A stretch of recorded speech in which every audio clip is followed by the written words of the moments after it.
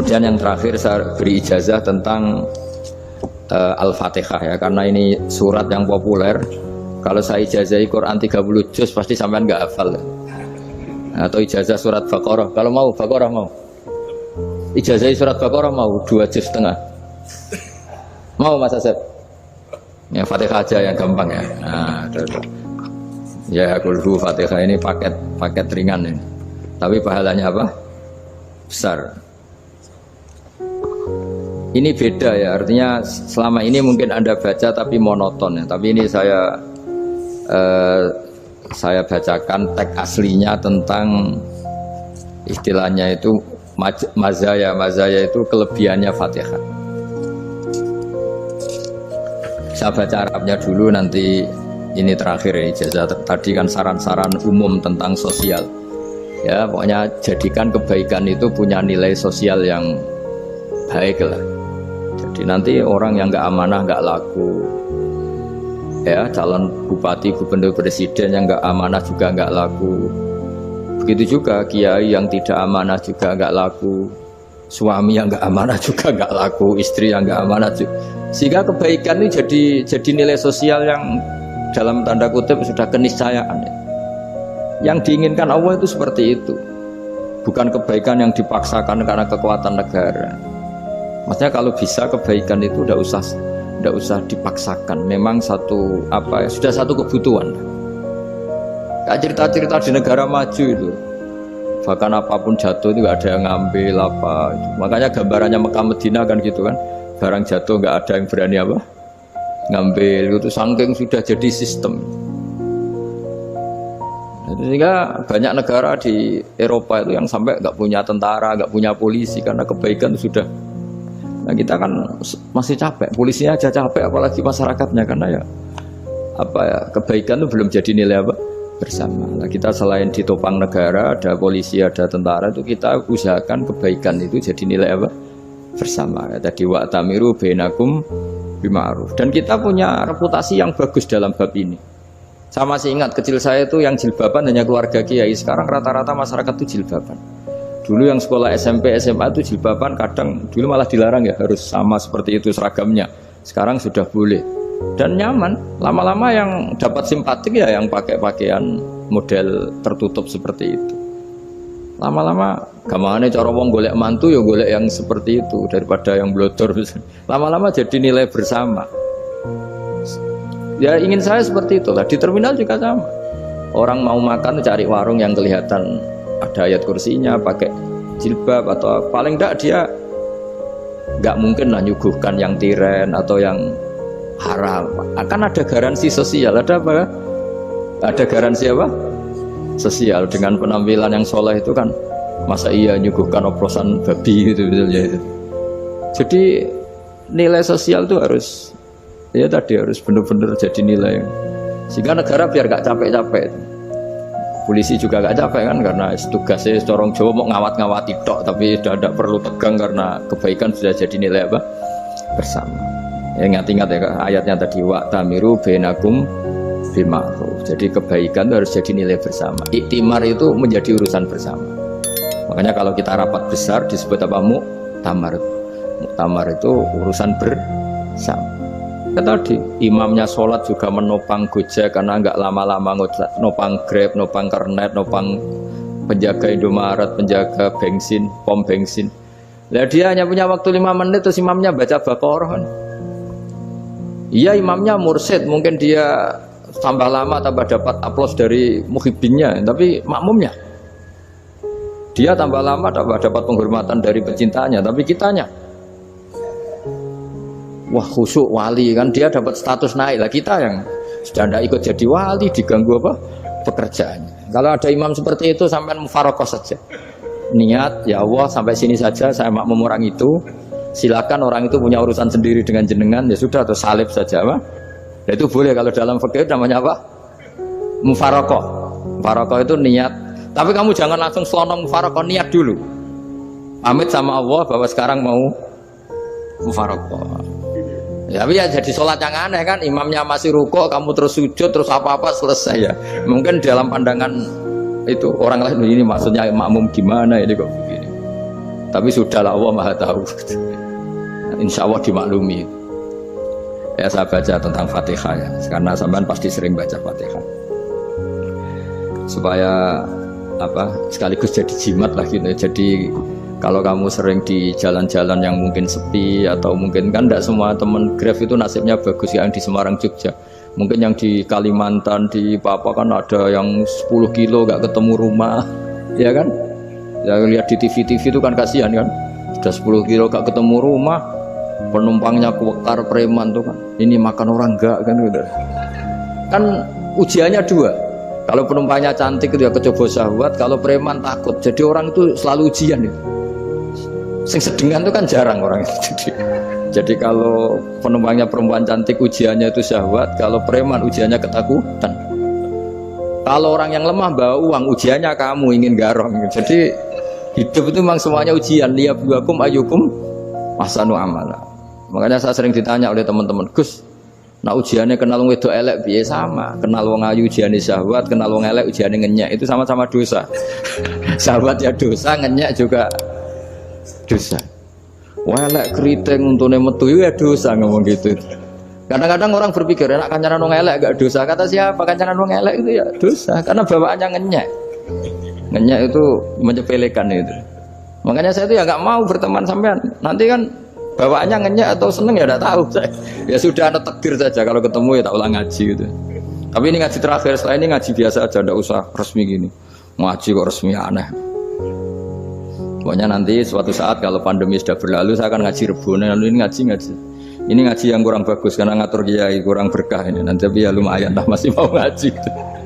Ngaji kok tanggal ini jam ini. Sekarang suatu saat kamu tak panggil, Mas Wahyu datang ke sini jam ini, tidak mesti bisa. Mungkin pas ada acara apa, maaf ke sini pas ngecek, pas apa. Jadi ya sudah tapi tak maafkan, agak apa-apa. Takdir ya. Tak bacakan supaya sampean tahu keramatnya Bismillah. Nah sebelum saya bacakan Bismillah Fatihah, tak beritahu tentang ilmu tafsirnya karena ini penting sekali. Fatihah itu dawuhnya Allah, tentu itu dawuhnya Allah. Saya ulang lagi, itu kalam Allah. Tapi yang sudah diberikan kesampaian ke kita semua, sehingga seakan-akan itu menjadi dawuhnya kita ke Allah. Jangan salah loh ya, Fatihah itu dawuh Allah, tapi sudah diberikan ke kita, sehingga posisi kita itu yang punya itu.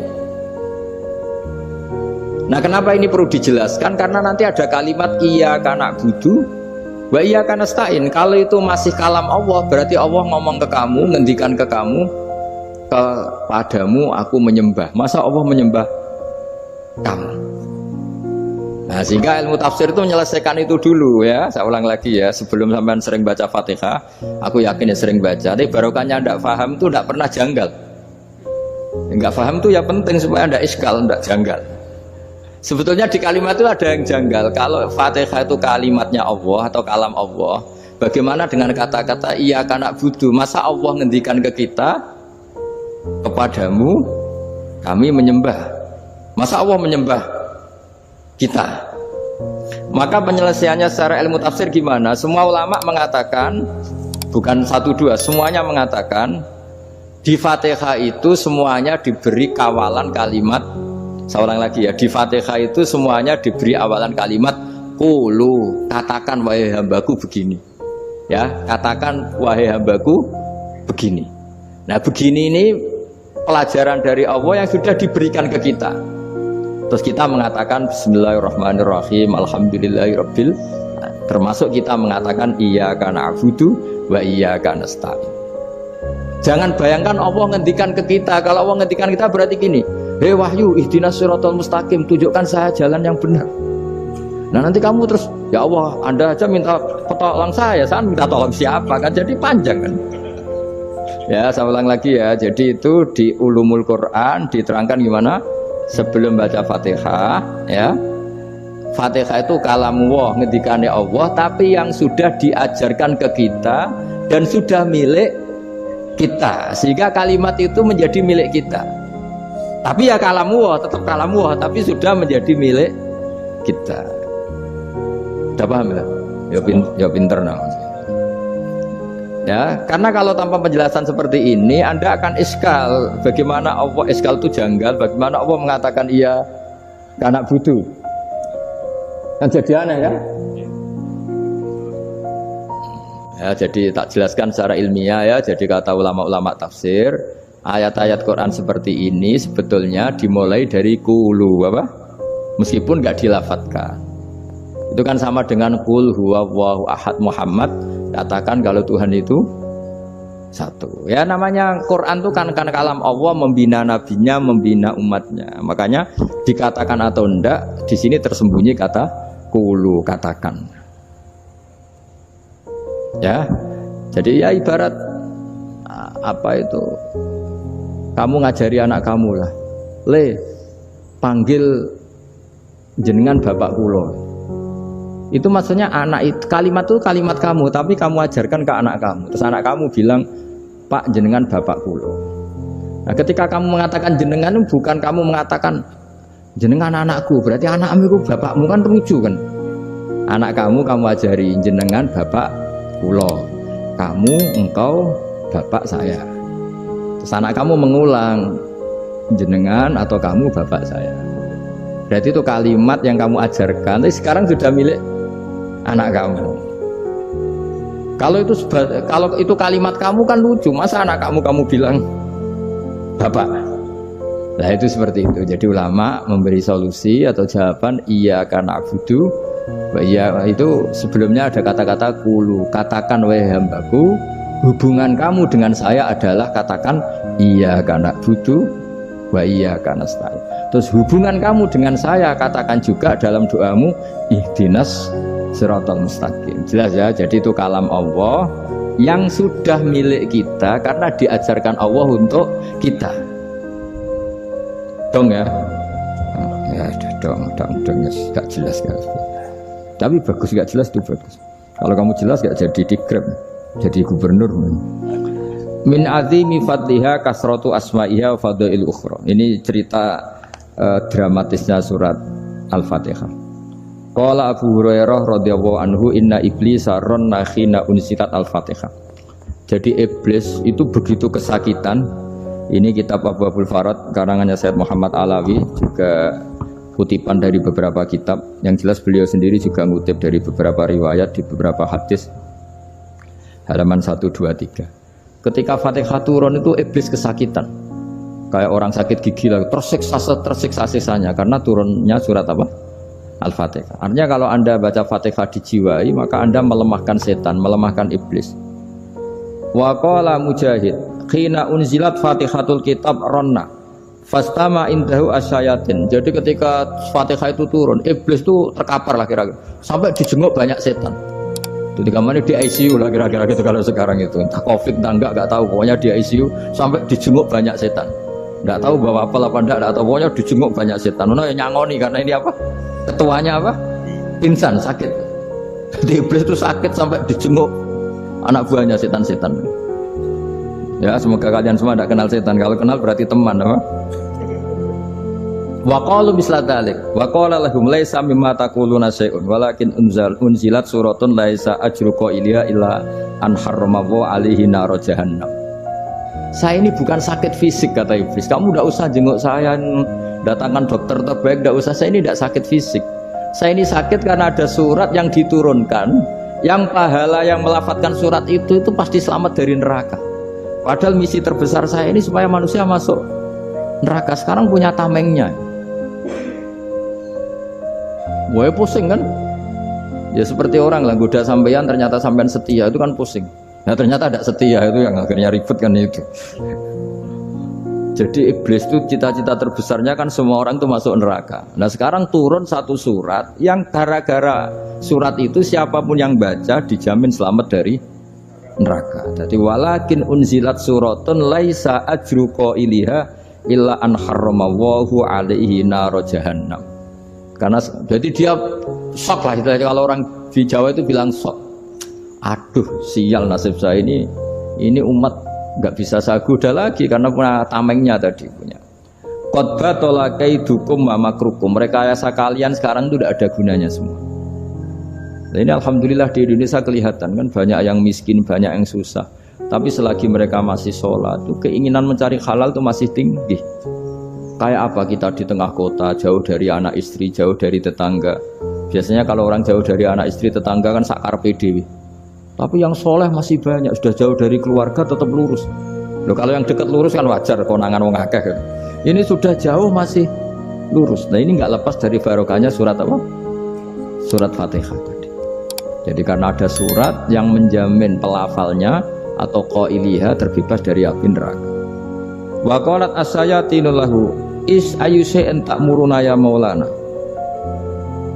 Faqala lahum idhabu wajtahidu hatta tukhfilu qulubahum hatta la yaqulu hadhihi surah. Lalu kita gimana? Jari para setan gitu. Lalu kita gimana? Terus kata iblis, sudah bikin mereka lupa sehingga tidak baca lagi. Selagi masih baca kita pasti keok. Jadi kalau sampean sudah jarang baca Fatihah itu berarti sudah bagian dari kemenangan apa? Iblis. Jadi kalau sampean sudah jarang baca Fatihah itu berarti bagian dari kekalahan Anda, kemenangan iblis. Masih sering baca? Berapa kali? Dan sama lagi.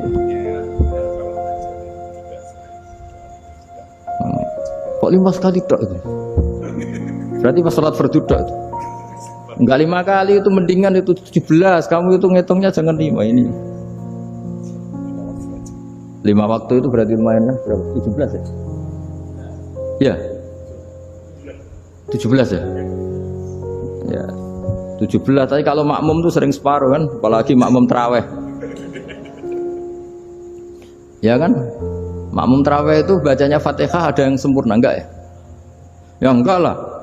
Baru alhamdulillahirabbil alamin mampu rukuk ikut rukuk gitu. Makmum kan yang tarawih lah. Kalau tarawih jarang sempurna ya. Fatihahnya itu. Kan imam sudah rukuk. Kamu bacanya Fatihah sampai mana? Baru setengah ya. Ya paling pas tarawih aja kan enggak sempurna ya. Apalagi kalau imamnya sing kilat, waduh malah. Nah ketika Fatihah itu sebegitu keramatnya, sebegitu topnya, itu setan rapat, singkat cerita itu yang tadi dipimpin oleh iblis yang sedang terkapar apa?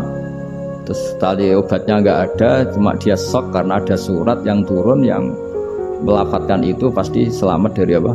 Neraka. Nah ini gimana saran Anda? Sarannya adalah bikin orang-orang itu lupa, tidak baca Fatihah. Nah ini rapatnya iblis. Idhabu wajtahidu hatta tufilu qulubahum hatta la yaqulu hadhihi surah. Kala yuksiru qira'ataha wa la yakunu lahum ajrun wa thawabun bal yakunu lahum adzabun wa iqabun. Jadi saya mohon selama ini Anda sudah baca, tapi mungkin hanya rutin saja. Napa rutin saja? Jadi barokahnya ngaji ini kamu punya kekuatan atau punya semangat membaca karena ini surat yang luar biasa. Ibarat gini, kalau sampean tanya, saya juga sering mikir, masa Gus hanya surat kok punya kekuatan seperti itu? Di dunia ini kata Allah, mulai Nabi Adam sampai kiamat, nggak ada yang bisa menandingi kekuatan kalimah. Kalimah itu kata-kata. Nggak ada yang bisa menandingi kata-kata. Misalnya Anda nge-grab, berangkat istri cuek, berangkat cuek. Itu beda dengan ketika meskipun satu kalimat. Wes Pak, muga-muga dilindungi pangeran, mugi-mugi jenengan selamat. Itu menjadi teduh dan semangatnya luar biasa karena kayak mendapat support. Jadi kira-kira kalimat itu hubungannya kita dengan Allah, Fatihah itu seperti itu. Kamu melafadzkan satu kata-kata yang dibenarkan langit bumi, dibenarkan aras, dibenarkan malaikat, dibenarkan semua penghuni di dunia ini. Sehingga itu efeknya luar biasa. Itu seperti gini ya, kamu cerai sama istri, terus nikah lagi katut babon. 10 tahun anak kamu dididik, ibunya benci kamu, dan memang Anda layak dibenci. Duwidek. Dan sampai nggak pernah manggil kamu Pak. Suatu saat kamu tentu rindu kan, ingin dipanggil bapak oleh anak kamu. Suatu saat anak ini manggil kamu Pak E. Wah itu senengnya bukan main, hanya sebuah kata-kata. Makanya kadang-kadang orang itu tanya sama kiai, ijazah lafadz ini gunanya apa sih? Itu ijazah-ijazah itu untaian kata-kata, yang kata-kata ini dibenarkan langit dan bumi dan aras dan para malaikat, sehingga efeknya itu luar. Nah ibarat seperti itulah, kamu melafadzkan Fatihah itu melafadzkan kata-kata Yang dibenarkan Allah dan Rasul dan semua malaikat, semua penghuni langit. Maka ini efeknya pasti luar. Nah di sini lah orang-orang dulu tuh tahu keramatnya itu, sehingga ketika melawan Belanda, melawan Jepang dulu tuh kalimat-kalimat itu menjadi mantra yang luar biasa. Doa lah, doa yang luar biasa. Tapi di era modern karena orang sudah tidak ngerti itu, dianggap itu mantra, jimat, khurafat, bid'ah, waduh ribet menemal. Sebetulnya tidak seperti itu. Memang kata-kata ini kekuatannya luar biasa. Sama kesakitan hati kamu juga karena itu. Ngojek wangilan. Lha Pak di bojo kok kowe gagahe tok kere. Wah, iku seling terus. Padahal kalimat itu kan tidak melukai secara fisik, tapi apa kerjanya sesuk sarasa-rasen. Karena terus dengan pengadilan seperti itu kan, ngapain kerja demi perempuan yang seperti ini? Lagi-lagi kata-kata ini luar. Nah bayangkan kalau kata-kata itu adalah kalimat yang diajarkan Allah lewat Rasulnya, lewat malaikat Jibril. Kayak apa kekuatannya itu? Nah kira-kira Fatihah itu gitu. Kalimat yang baik, kalimatan thayyibah diajarkan oleh Allah dan Rasul. Kayak apa kira-kira kekuatannya? Pasti luar biasa. Wong support yang dikatakan istri kita, anak kita aja luar biasa, apalagi ini support yang diajarkan Allah dan Rasul.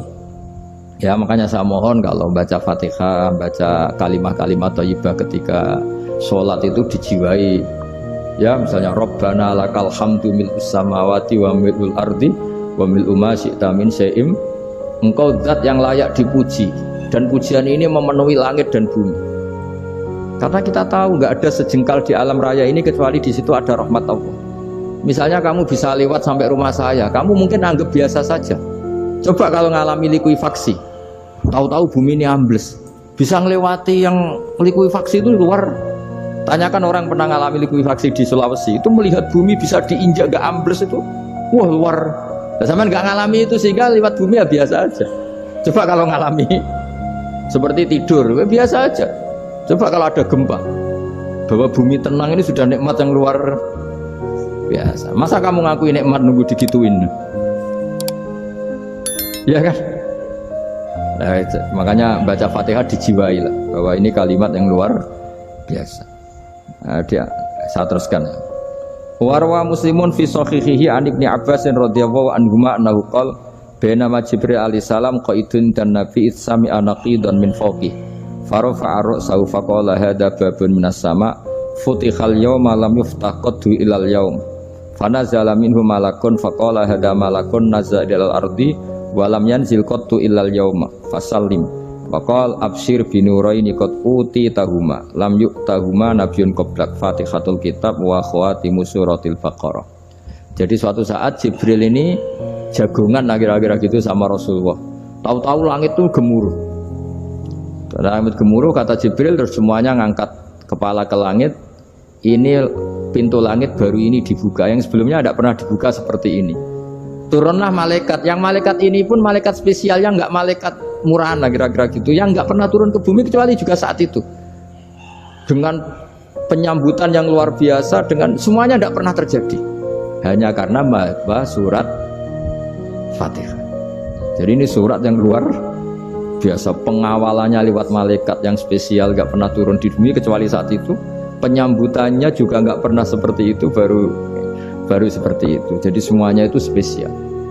Nah kenapa ini spesial? Karena di situ ada isi puja-puji kepada Allah Subhanahu wa Ta'ala. Ada ikrar kita, alhamdulillah rabbil alamin ar-rahmanir rahim.